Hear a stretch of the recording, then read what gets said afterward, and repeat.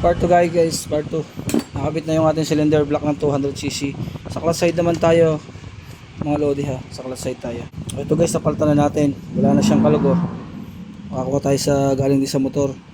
Yung una natin dyan, spring. Paglalagay naman yan, ganyan lang. Kakawit yun lang dito. Tapos to, mga ganyan siya.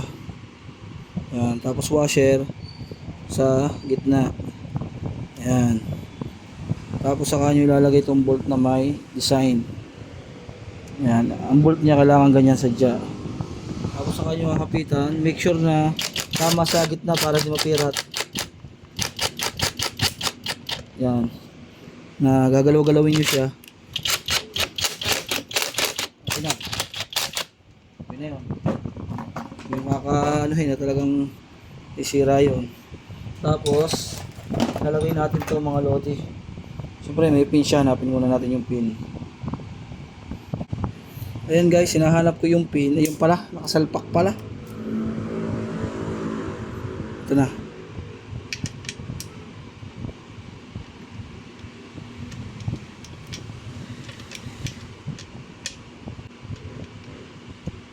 Yun.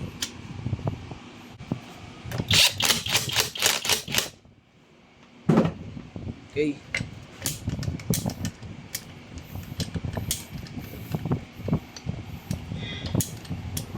Okay, neutral na. Sunod natin, oil pump. Ang gagamitin natin oil pump pang 200cc din na Rus ito, mga lodi. Ito, maganda tong oil pump na to mga lods. Talagang quality to. Yan. Pag nakakabit na yung oil pump mga lods, kailangan lang ikot. Counterclockwise, yung hindi siya ikot ng orasan. Kasi ang ikot ng orasan pa ganun, counterclockwise siya. Pagka nilagay nyo ito ng langis, ito lalagay nyo ito ng langis, counterclockwise na nyo, you know, nalabas sa inyo ang langis. Ibig sabihin hinaga na to, hindi baligtad. Kasi pag baligtad yan, hihigupin yan. Pagka ganyan baligtad, nahihigop siya yung langis siya, hinihigop pa una pagka ikot ng orasan. Kaya kailangan pag ganun, pabaligtad ng ikot ng orasan. Yan yung tamang lagay niya mga lods ha.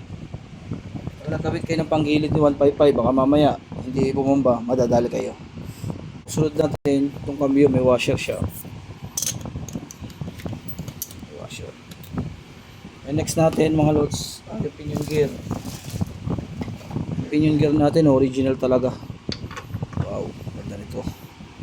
21 teeth. Ito talaga ang class of na sinasabing Brusco mga lodi. Ito talagang original ng motor. Yan oh. Yung tatak niya oh, talagang original ng motor oh. Kapal. Talagang sinasabing tunay na Brusco talaga. Yan. Original talaga yan. Dala lang motor yan mga lods. Talagang hindi makakatanggi yan.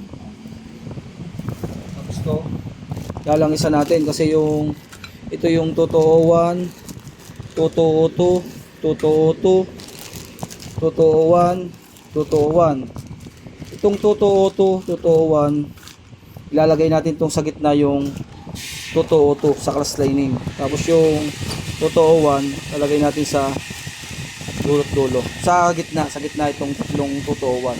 Yung 202 sa gitna. O, ito guys, binasaan na natin. Ito yung dalawang magkaiba. Lalagay natin ito sa dulo. Ano? Ayan, ito yung sa dulo. Ayan, 202. Tapos sa gitna natin ilalagay yung 201. Tapos ito. Tapos itong ating lining. Tapos ito. Tapos yung lining. Ito. Ayan. Tapos ito. Tapos lalagay natin itong 202. Lagyan natin yung cross plate. Ayan, ang ganda ng lapat oh. Hindi siya sabihin ano.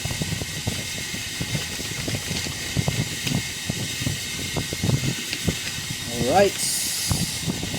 Pakita na natin. Lalagyan na natin ang nut. Washer nut. Ayan oh. Pakita na natin yan.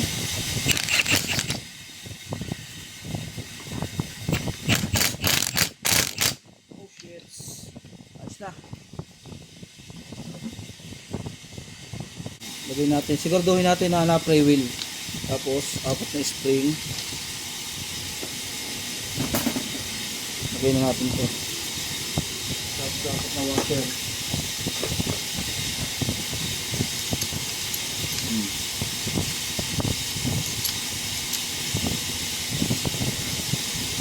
Kapitan na natin.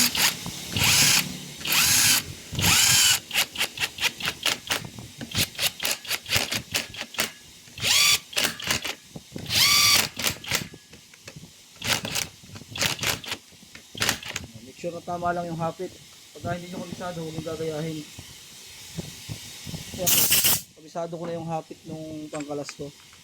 Ayan. Tapos tagay natin to. Washer ulit. Tapos tassel. Tapos itong dowel pin, dalawa. Sige siya. Ayan. Tapos hapitan ulit natin guys. Yun.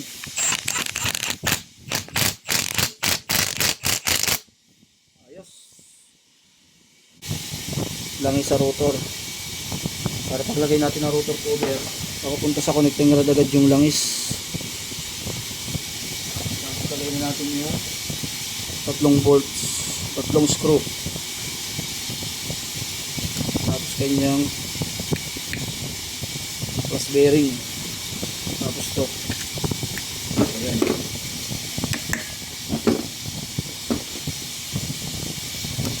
Ito tama lang hapit. Yung alam yung kaya yung hapitan.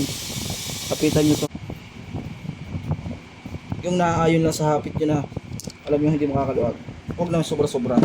Kasi minsan nasisira. Lalagay muna natin yung cover. Pansamantala lang to kasi pipinturahan daw nila to mga guys. Pansamantala lang naman yun. Dito na tayo sa kabila guys. Ito. Palitan na natin ang oil seal. Para yun, mga original, may mga grasa talaga.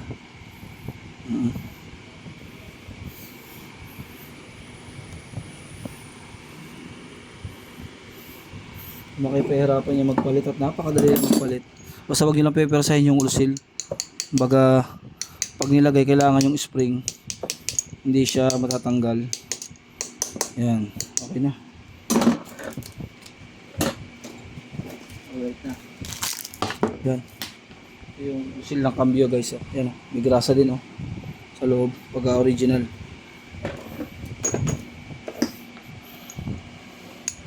Ganun lang din ang paglalagay. Kailangan na yan lang din. Tama lang din.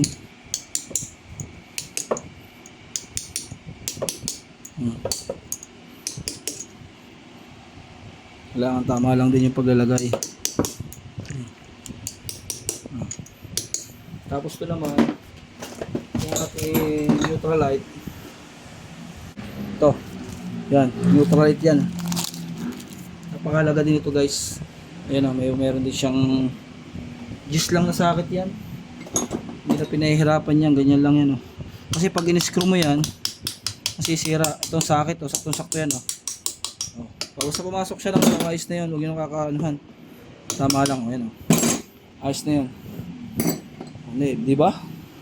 Tsaka nyo ilalagay itong indicator.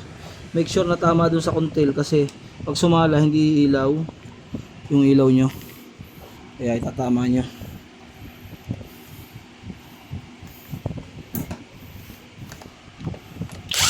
Overtime na tayo. Diyan guys. Nalagay na natin yung ating gasket. Ayan. Tapos maglalagay tayo ng dowel pin. Ayan guys, lalagay na natin yung cylinder head. Yan na yung dowel pin. Diyan na. Ayan na. Ayan na. Wow! Ayos, hapitan muna natin. Ayos guys. Ito na guys, nakakabit na yung ating 200cc Ayos na. Bali nag-upgrade na rin tayo ng starter kasi kailangan natin ng 11 para mas mabilis yung ikot. Kasi yung original 9. Ngayon, kung magpapalit kayo, halimbawa alisin nyo to. Alisin nyo yung starter na yan. Ang aalisin nyo dyan ito guys. Itong tatlong ito, magpapalit kayo. Yan, kasi iba yung nakalagay ngayon. Yung nasa loob yan. Diba? Mas malaki. Ito guys, mas malaki yung nasa loob yan. Kita nyo naman, mas maliit tong bilang, mas malaki yun. Tapos, ito naman, papalit din kayo. Kaya, kailangan yan. Tapos, kailangan ay 11. Ano, kung makakakuha kayo, kailangan magkakamatch siya. Para sigurado. Ayan na mga idol, tapos na yung ating project na 200cc. Abangan nyo yan, paanda rin natin. Alright.